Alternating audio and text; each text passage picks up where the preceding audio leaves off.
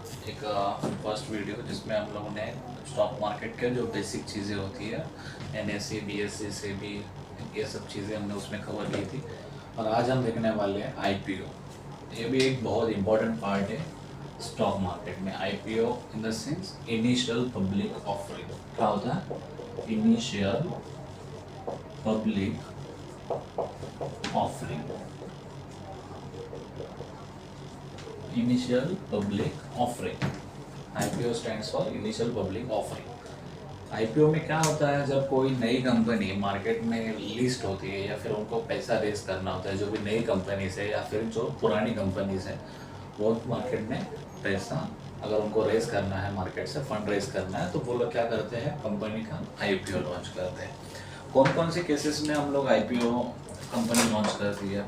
Basically हर एक IPO जो company में लिस्ट होता है तो वो मैक्सिमम केसेस में फंड रेजिंग के लिए होता है। कुछ कंपनीज ऐसी भी है जिनके पास पैसा बहुत है, लेकिन वो चाहते हैं कि उनके जो शेयर्स है वो मार्केट में रहे और लोगों के बीच ट्रेड हो, जिससे कि उनको एक तरह से वो मार्केटिंग भी हो जाती है उनकी। तो गाइस पहले हम देखते हैं कंपनी क्या करती है। जो कंपनीज का ओन स्टेक होता है प्रमोटर्स, किसका? प्रमोटर्स का। प्रमोटर्स और जो प्राइवेट इन्वेस्टर्स होते हैं कंपनी में,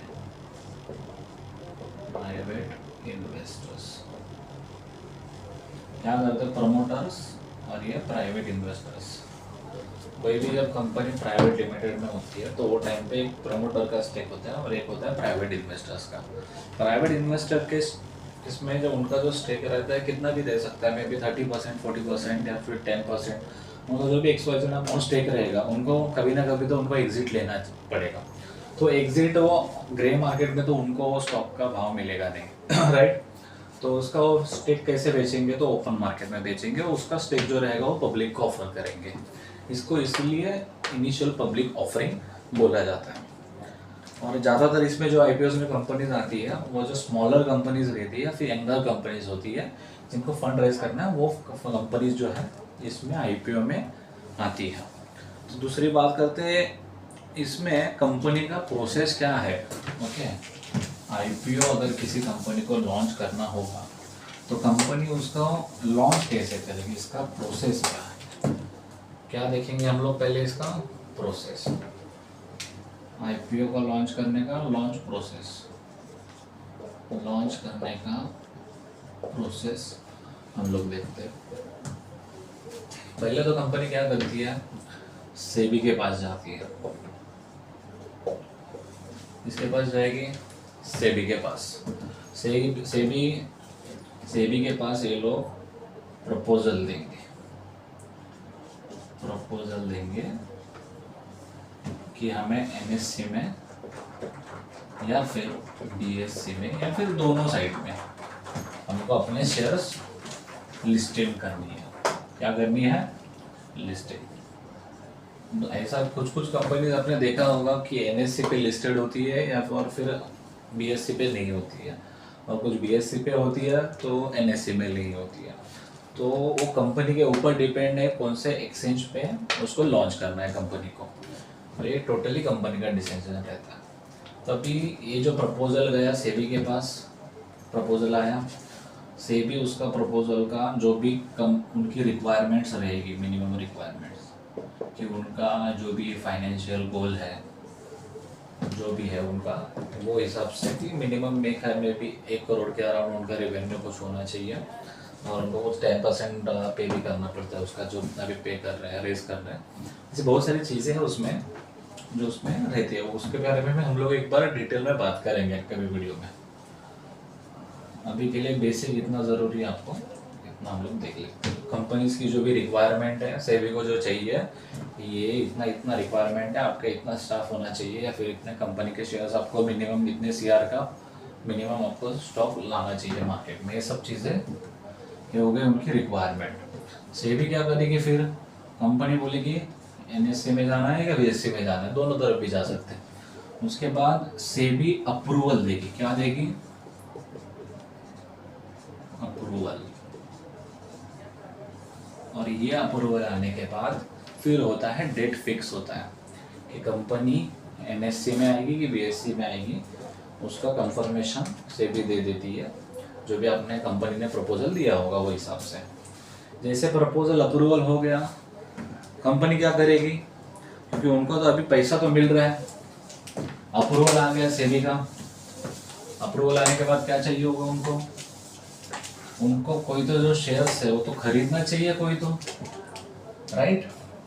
तो वो क्या करेगी, ब्रोकर्स के पास जाएगी। किसके पास जाएगी, ब्रोकर्स।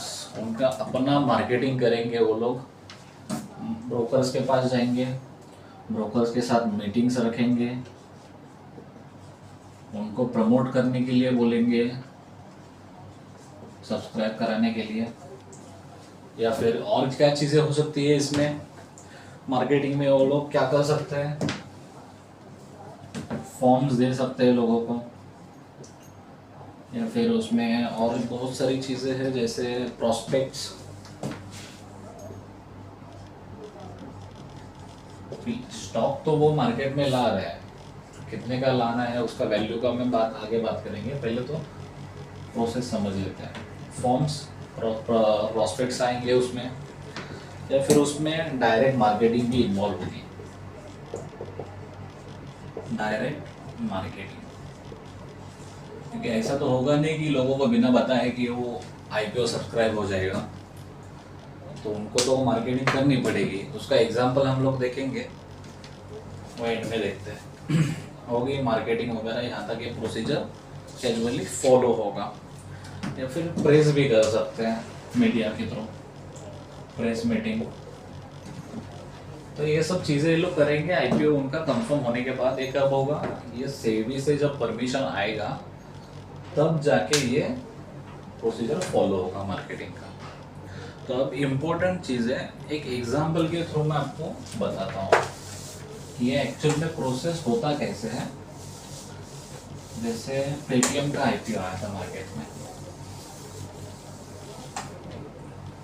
पेटीएम का आईपीओ आया,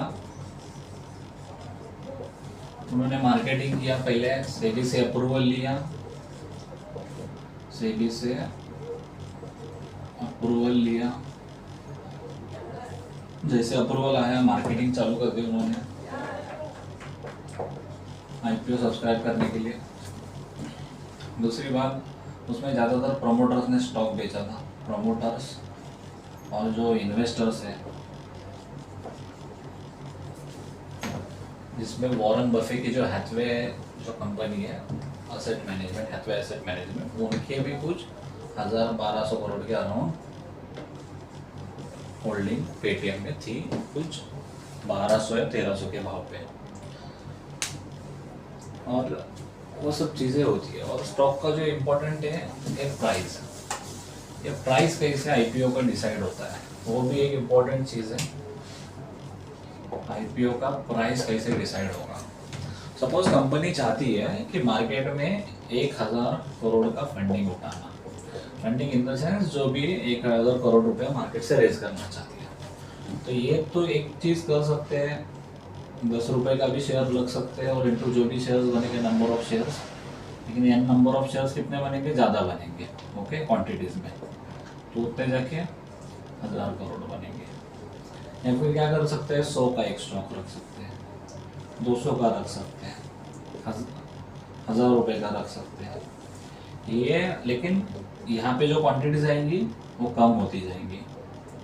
नंबर ऑफ क्वांटिटीज क्या होगी, ये जो है नंबर ऑफ क्वांटिटी शेयर्स, ये कम होते जाएंगे। जैसे आपने देखा होगा एमआरएफ सबसे महंगा स्टॉक है, वो उसका जो लिस्टिंग हुआ था उसके भी नंबर ऑफ जो शेयर्स है वो बहुत कम थे मार्केट में, और वो लोग स्प्लिट नहीं करना चाहते हैं स्टॉक को। स्प्लिट होगा तो उसके एक के दो स्टॉक हो सकते हैं, एक के 4 हो सकते हैं। इससे पहले बहुत सारी कंपनीज ये हो चुकी है, तो लेकिन वो नहीं करना चाहते स्प्लिट। यस बैंक जैसे स्प्लिट हुआ था बाहर 2017 में, 2017 से कुछ 3:1 का रेशो लिया था उन्होंने, 1:3 का, तो एक शेयर के बदले उनको मिले थे 3 शेयर, कुछ 427 के 28 के भाव पे। तो ऐसी चीज़ें मार्केट में होती रहती है, और ये को हम लोग नंबर ऑफ शेयर्स बोलते हैं। तो ये डिपेंड करेगा प्राइस क्या रहेगा स्टॉक का, कितने स्टॉक और वॉल्यूम, ये कंपनी के ऊपर है। तो यही है आज के लिए। इसमें भी कुछ डाउट रहेगा आईपीओज में, आप कमेंट कर सकते हैं। चैनल को लाइक करें, सब्सक्राइब करें, और आपको डिटेल में इसकी जानकारी चाहिए आप हमारे एक बिगिनर कोर्स है, बिगिनर कोर्स, उसको आप सब्सक्राइब कर सकते हो। इसके लिए मैं आपको लिंक में एक नंबर दे रहा हूँ, मेल आईडी भी दे रहा हूँ, मेल और मेल कर दीजिए या फिर कांटेक्ट कर दीजिए डायरेक्टली वो नंबर पे। 3 मंथ्स का वो कोर्स रहेगा मिनिमम, 3 मंथ्स का ये आपको फ्री रहेगा। ये बस